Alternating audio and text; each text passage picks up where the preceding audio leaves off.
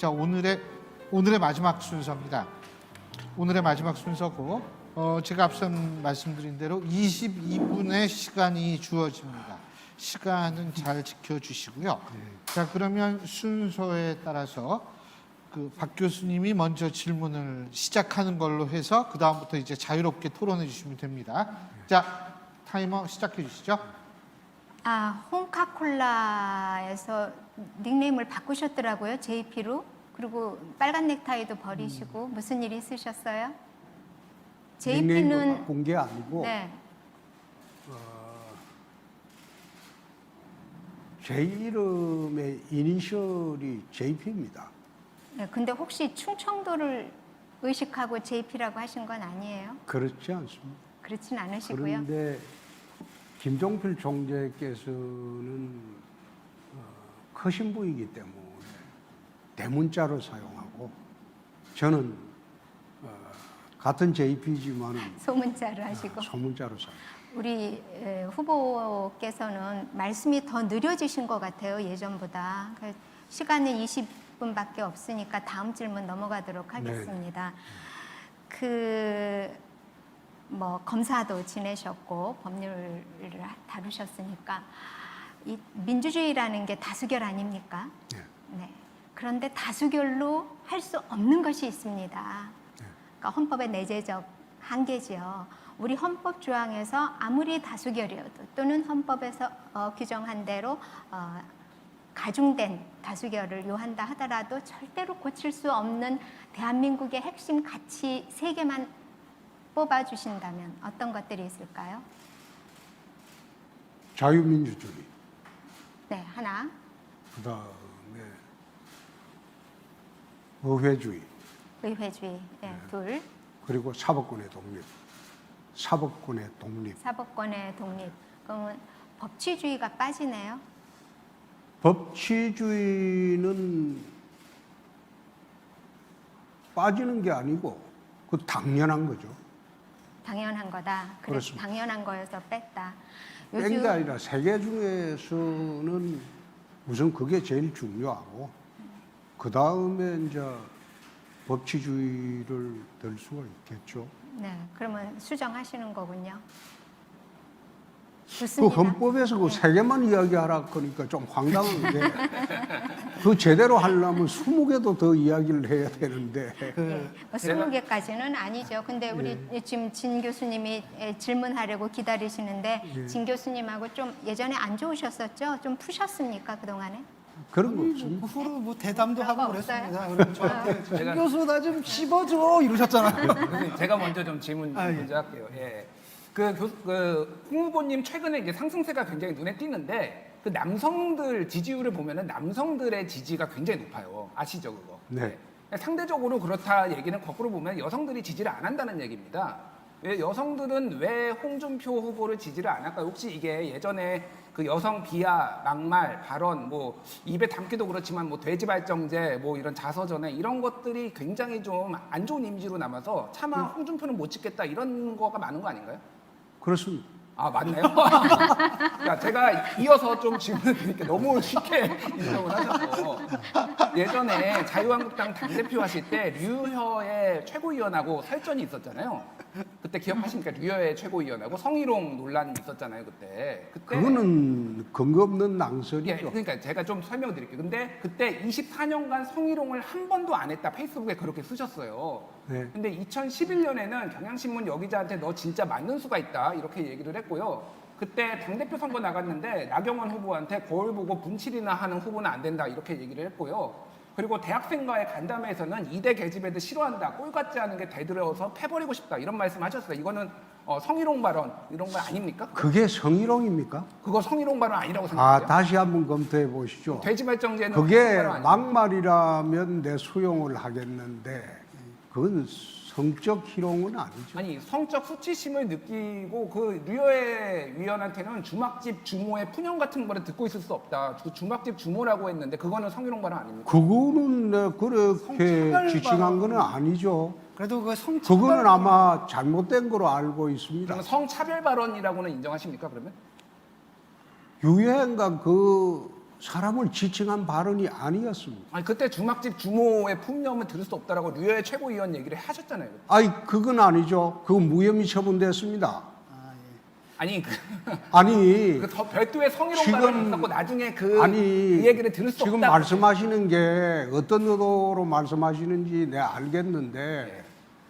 그 사건은 무혐의 처분이 됐습니다.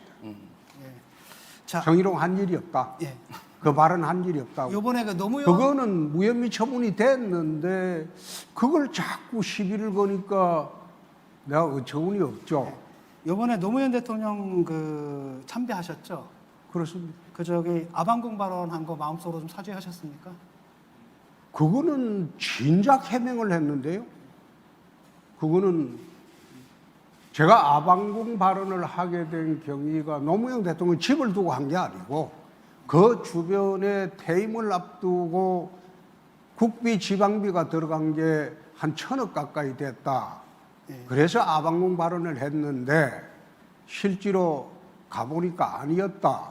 그래서 사과 발언 다 했습니다. 예. 그리고 경남지사 할 때도 참배를 했습니다. 예. 진주의료원 폐쇄권에 대해서 좀 말씀드리겠는데 그 폐쇄하셨잖아요. 그랬는데 진주의료원이요. 네. 그랬는데 이번에 이제 코로나 사태를 통해 가지고 사실 그 공공의료 기관이 지방에도 필요하다는 사실이 드러났고 그래서 진주의료원을 폐쇄했던 것에 대해서 사과를 하라 이런 얘기도 있거든요. 그것도 어처구니 없는 이야기가 진주 의료원을 폐쇄를 한 것은 의료원을 폐쇄를 한 것이 아니라 의료원으로서 기능을 상실했기 때문에 더 이상 둘 수가 없다. 그래서 정리한 것이고 이번에 코로나 사태에 대비해서는 제가 마산 의료원을 새로 신축을 했습니다. 경상남도에 도립의료원을 대규모로 거기에 음압병동을 8개를 새로 설치했어요.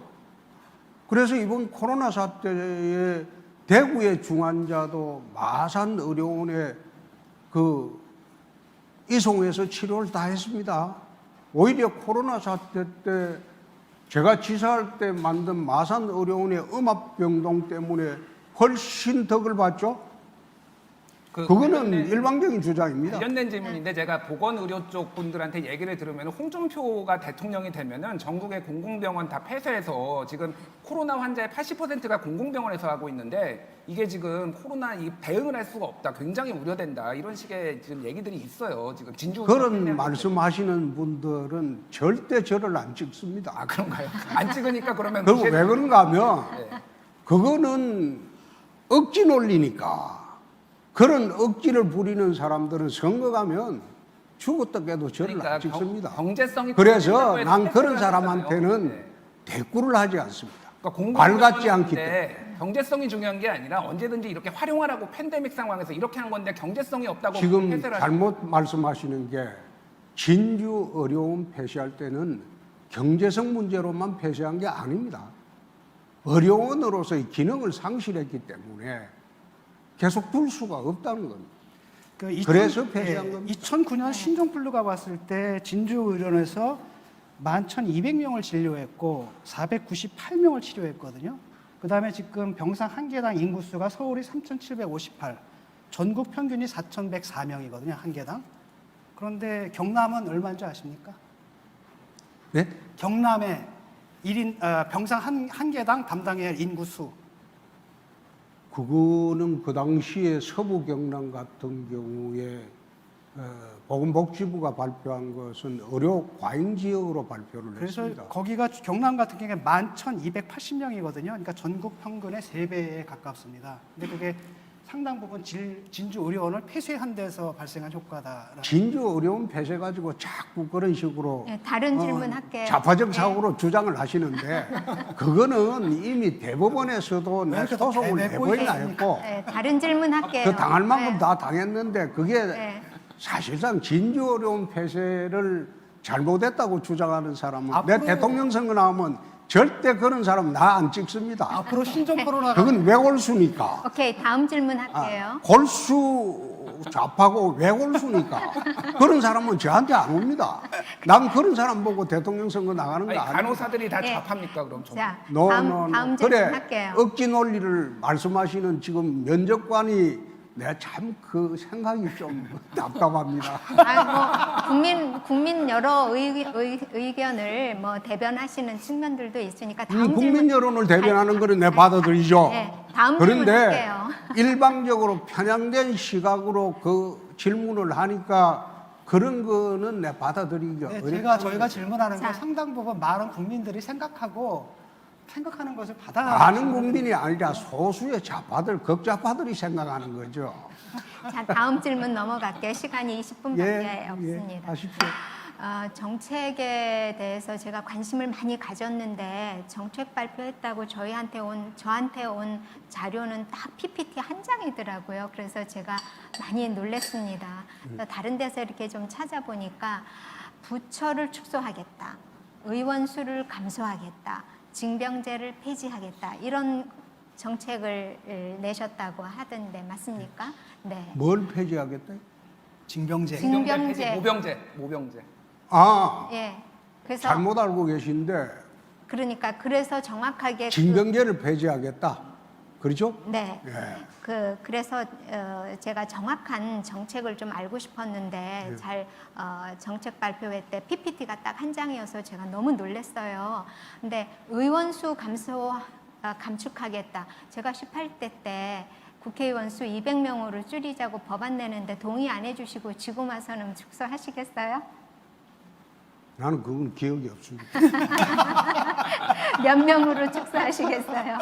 그냥 가장 편한 대답이 그때 기억 안 난다 이런 거 아니에요? 기억 안 난다는 게 아니고 그 당시에 아마 의원님이 소수당에 있었기 때문에 관심을 안 썼겠죠. 그러게요. 소수당에서 소수에 대한 관심이 좀 부족하신 거 제출하는 아니에요? 법안이 통과되기가 상당히 어려운. 그러니까 홍 의원님이 그 당시에 홍 의원님이 원내대표도 원내대표. 하시니까 해주셨으면 의원수 그때 감축할 수 있었는데 그건 그렇고요. 의원수를 몇 명으로나 줄이려고 하십니까? 네, 200명이라고 했습니다. 200명. 저하고 똑같으시네요. 제가 하원 냈던 법안이 200명이었죠. 150명, 네. 상원 50명. 네, 많은 국민들이 그거는 찬성을 할 것 같아요. 부처는 몇 네, 개로 축소를 제가 하시겠어요? 좀 관련해서 말씀을 드리면은 2015년에 국회의장 산하에 이제 국회 의원수 조정 관련해서 있었는데 OECD 34개국 중에서 한국이 국회의원 수가 31위로 적었어요. 그러니까 인구 10만 명당 한 명이 되려면은 국회의원 수는 500명이 돼야 된다. 그래서 오히려 줄이면은 굉장히 한 사람 한 사람이 특권을 가지게 되고 그래서 의원들의 보수를 낮추고 권한을 낮추는 대신 의원 수를 늘려야 된다라는 게 대체적인 정치 전문가들의 얘기거든요. 오히려 지금 그러면 정치 포퓰리즘 아니십니까? 네, 답변을 할게요. 1917년도에 미국 인구가 지금보다 3분의 2 정도 됐을 때 하원수가 435명입니다. 지금은 미국 인구가 그때보다 3분의 1이 더 늘었어요. 3억 2천 명. 그래도 미국은 하원수를 늘린 일이 없어요.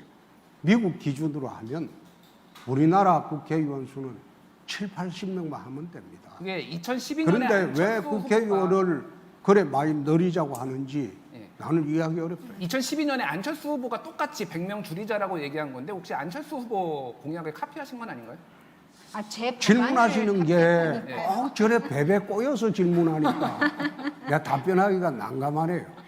딴 질문하십시오. 부처는 얼마나 축소를 하시겠습니까? 부처는 몇 개나 어떤 부처를 축소하시겠습니까? 부처는 여태 발표한 거는 외교와 통일부를 통합한다.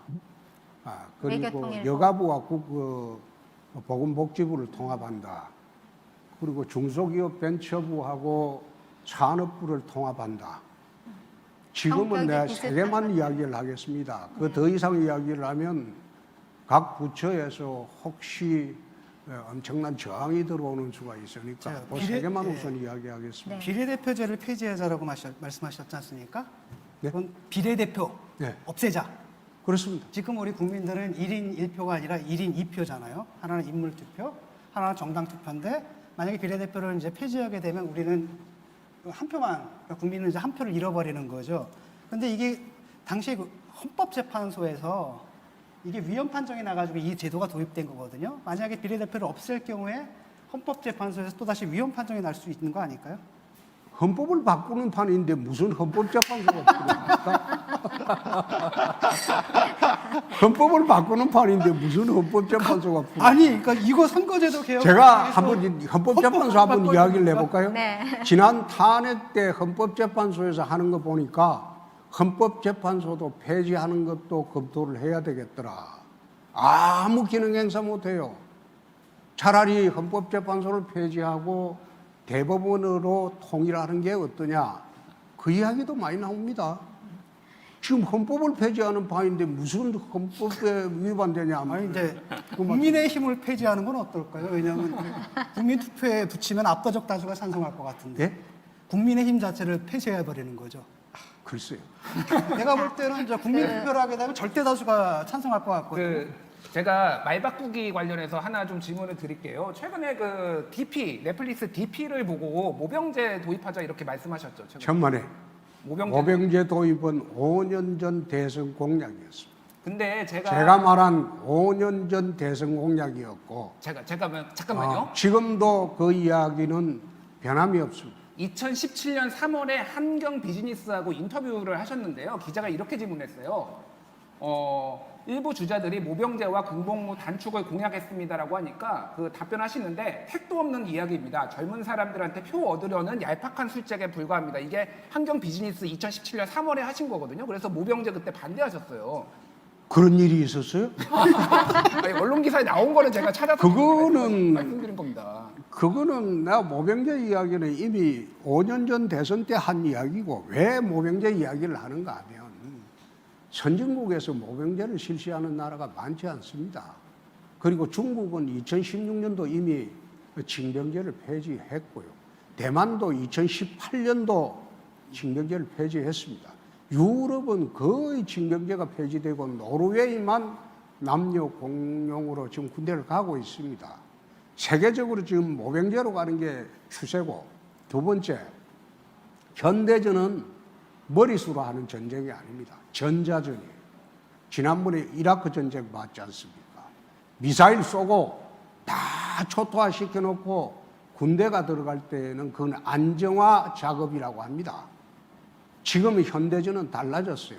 그래서 미사일병이나 전문 사병이 필요한 시대가 됐지. 징병제로 하여금 해가지고 관심 사병에만 신경을 써가지고 군대가 약화되고 이런 시대가 아닙니다. 네, 알겠습니다. 얼마 전에 계속 한마디 좀 질문을 할게요. 네, 이게 다음. 문제는 나는 뭐냐면 막 다음 질문이요. 사회자 제가 할게요. 예. 잠깐만요. 이거 끝날 때까지 계속 합시다. 자, 어쨌든 지금 보게 되면은 저 진주 의료 문제도 그렇고 되게 이제 굉장히 노조 혐오, 그 다음에 이제 그 의원 폐지 이런 것도 상당히 정치 혐오, 이래서 굉장히 감정에 이제 기반한 이런 정치를 좀 하시는 것 같은데 그 중에 하나가 이제 대통령이 되게 되면은 뭐 민주노총을 혁신하겠다. 근데 그 방법이 긴급재정 명령권을 발동하겠다고 하셨거든요. 그렇습니다. 근데 긴급재정 명령권을 발동하는 요건이 있죠.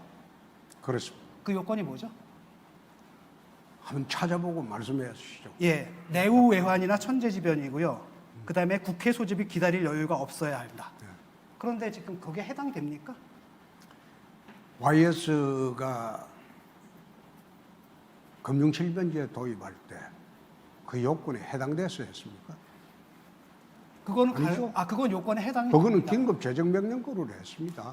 처음 그거는 시작할 때는 예. 그리고 난 뒤에 국회를 통해서 입법화를 했습니다. 그거는 해당이 됩니다. 왜냐하면 알려서는 안 되는 거고 국회를 소집할 여유가 없습니다. 왜냐하면 이게 알려지는 순간에 소집하는 순간에 그 사실이 알려지기 때문에. 하지만 아니, 노조를 가만있어. 때려잡기 위해서 내후 외환도 아니고 천재지변도 아니고 아니, 그다음에 그런 논리대로 한다면 민주노총 잡겠다는데 강성노조 잡겠다는데 알려지면 되겠습니까?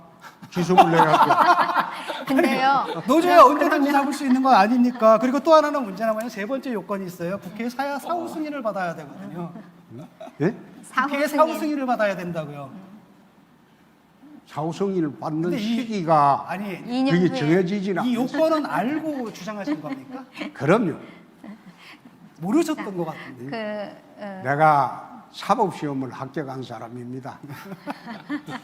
아유, 저도 저 고등학교 나온 사람인데 삼각함수 다 까먹었습니다. 근데 어떻게 그 당에서 면접관들 저 두 분은 아주 골수 좌파들인데 당에서 면접관은 저런 분들을 면접관으로 사람들은 또 했죠? 보수로 전향했다 그건 그러시는데. 내가 참 내가 자, 저한테는 상관이 없습니다만은 다른 후보들이 골탕 먹겠는데요. 자, 다른 후보도 잘 후보자께서 간단하게 해주십시오, 박 교수님. 네, 지금 가장 중요한 숙번의 능력이 있느냐 없느냐는 우리 뭐 아주 작은 문제라고 하면 작은 문제일 수도 있는 뭐 의료원 이런 것도 있겠지만 사실은 분단 국가로서 외교 안보가 굉장히 중요하지 않습니까? 그렇습니다. 북핵 문제 어떻게 푸실 겁니까? 북한 문제요. 해방 이후의 대북 정책을 쭉 보면 이승만 정권 시대에는 반공주의였어요. 박정희 시대에는 성공주의였어요. 노태우 정권 들어와서는 북방 정책이었어요.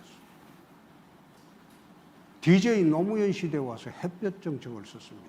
예, 간단히 줄여. 그리고 문재인 정권 들어와서는 지금 논의가 되는 게 자기들은 햇볕 정책 3기라고 하지만 제가 보건대는 저건 종북 정책입니다. 맹목적으로 북을 따라가는 정책. 그래서 예, 후보 그래서 시간이 다 내시면 됐습니다. 제가 대통령이 되면 제일 첫 번째 할 일이 남북 풀간섭주의를 천명을 하겠습니다. 상호 간섭하지 마자. 예, 너희는 너끼리 살아라. 예, 우리는 우리끼리 산다. 남북 상호 불간섭주의를 천명하고 알겠습니다. 그 다음에 홍보 체제 경쟁주의를 시간이 다 돼서요. 시간이 다 돼가지고요. 간단하게 인터넷상에 올라온 국민 질문 아니, 하나만 하겠습니다. 그거 천명을 22분 하고. 걸리는 거예요. 시간 좀 늦어도 돼요. 안 됩니다. 왜 해도 돼요? 나는 좀 저녁에 밤새도록 해도 돼요. 자, 간단하게 답변해 주세요. 반대편 의견을 안 듣는 것은 지금 정부와 다를 바 없는 거 아닌가요? 이런 질문이 있습니다. 예?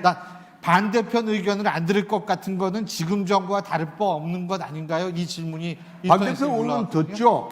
예. 다 듣죠. 아니, 지금 좌파라고 좌파라고 몰아붙이셨잖아요. 좌파라고 골수 좌파라고 몰아붙이셨잖아요. 예. 아니 그게 아니고 베베 꼬여서 질문을 하니까. 알겠습니다. 시간이 다 됐습니다. 22분. 오늘 6분 했는데 정확하게 시간 22분씩 다 했거든요. 아니, 예, 더 하죠. 기계적 편표. 카메라 좀 끄고 뭐 하시죠. 재밌어가지고. 근데 어쨌든 우리 홍준표 후보님 오늘 수고 많이 하셨습니다. 네, 고맙습니다. 수고하셨습니다. 수고하셨습니다. 아이고, 예, 고생하셨어요. 지금까지 홍준표 후보의 국민 면접 15달 내면 좀. 했었고요. 예, 수고하셨습니다.